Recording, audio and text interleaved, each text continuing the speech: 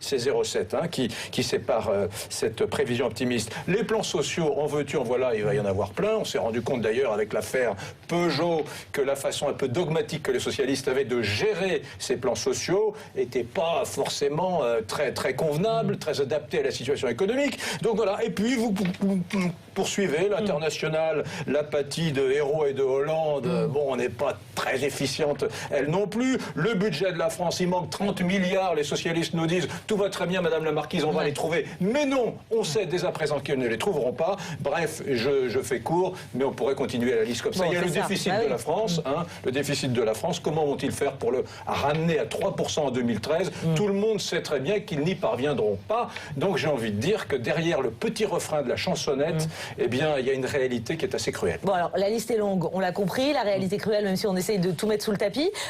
Et puis, il y a le pacte écolo-socialiste, la gauche et ses alliés, là aussi, ça... Là, on se rend compte aussi qu'il y a eu, plus sérieusement, une vitrine qui était celle de... Vous savez, c'est très important dans la novlangue socialiste, dans la culture socialiste, c'est le vivre ensemble.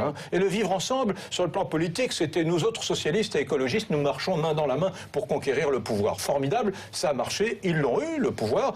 Maintenant, dans la réalité, on se rend compte qu'il y a quand même un ministre qui a dit hier soir sur cette antenne, Arnaud Montebourg, que le nucléaire était l'avenir de la France. Ça a été corroboré par Manuel Valls. Et puis il y a quand même 2 ministres écologistes au gouvernement. 2, Pascal Canfin, pardon, et puis Cécile Duflot, qui sont sur une position radicalement opposée.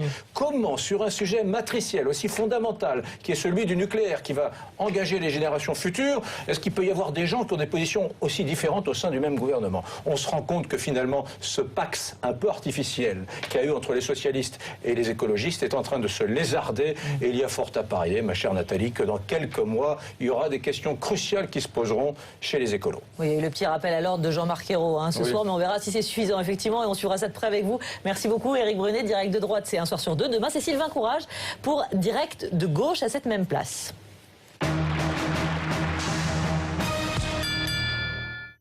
L'actualité internationale, et pas un jour sans que le sang ne coule en Syrie. Un hélicoptère s'est écrasé aujourd'hui à Damas. Ce sont les rebelles qui affirment avoir abattu un appareil pour venger des centaines de morts de l'offensive militaire dans la ville voisine de Daraya. Et on en parle